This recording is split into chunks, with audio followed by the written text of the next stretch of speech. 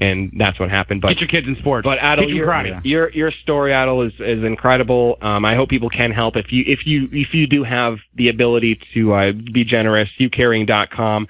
And his name is Adel Rifai. If you search that, ADLREFI, and you guys can REFAI. That's right. That's what I have written down. You on Facebook and Twitter? Yeah, I'm on Facebook. It's not much of a social media from my. Right. Yeah, I have a Facebook, but All right, we're really late, guys. We got to go. But Adel, thank you so much for the story. It's really cool, and he is a Muay Thai kickboxing coach over at Combat Performance and Fitness. So if you want to learn from someone who's a true survivor, go check him out over there. After this break, we're very late. I do apologize for our guest on the line right now, Steve Juon.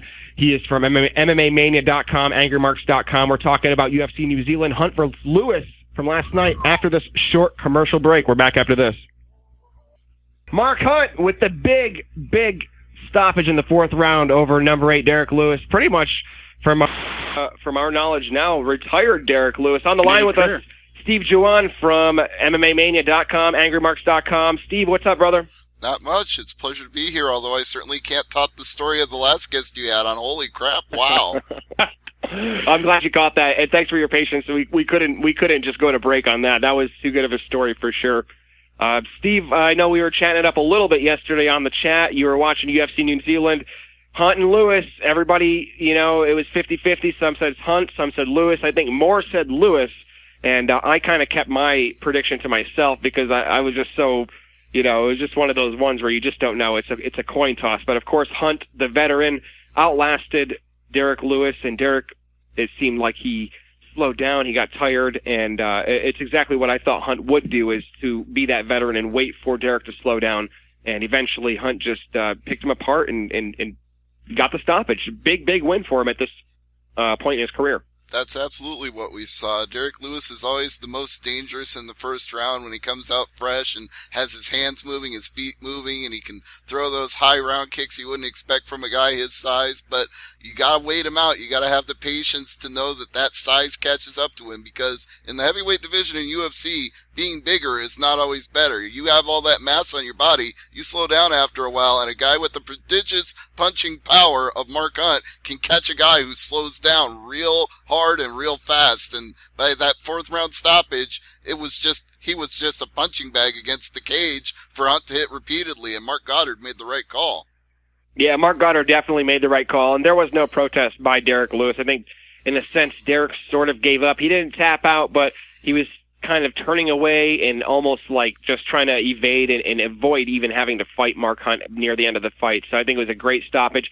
And it was one of those stoppages where you knew the fight was over and Derrick didn't have to take any more punishment any more than he really needed to, which is really great for him, especially with him getting married in a week and him saying that he's looking at that being his last fight. What do you think? Is this his last fight, Steve?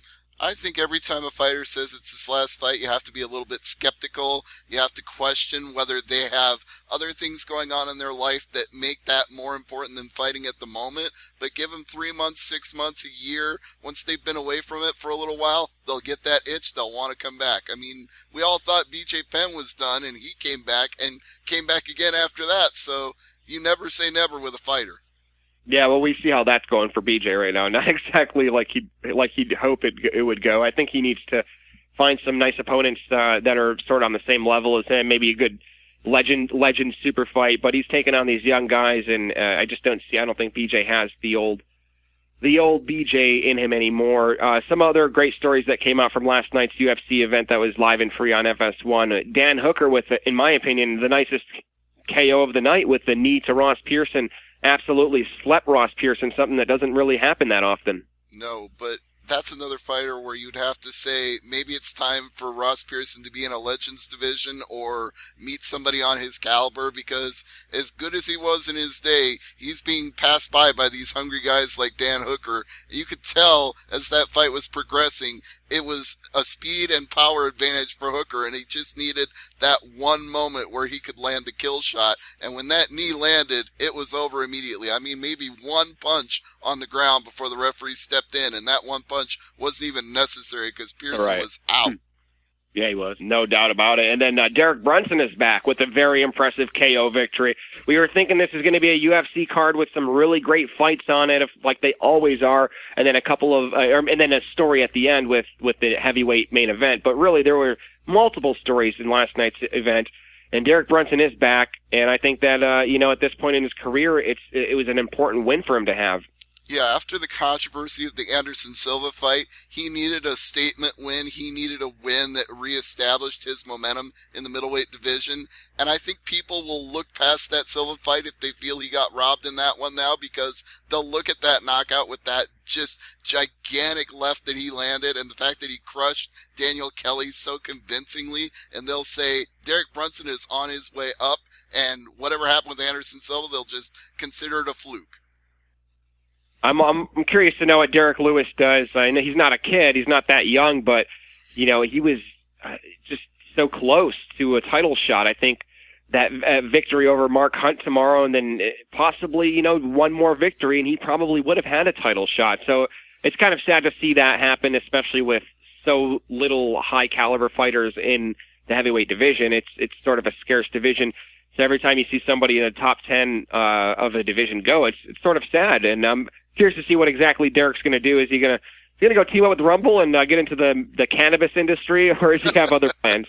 Well, I think Rumble is coming back too. I think we're already hearing the rumblings, no pun intended, that he may have thought retirement was a great idea, and then all of a sudden thought, no, I don't know how much money I'm really going to make in the cannabis industry. Maybe I should not completely rule out fighting. And I think, again, Derrick Lewis, he'll get married, he'll have a honeymoon, he'll have some time away, and then he'll remember he was one of the top 10 heavyweights in the world, and he'll say, no, I can still work my way up to the top. I still got plenty of time. He is not that old yet. You are absolutely right.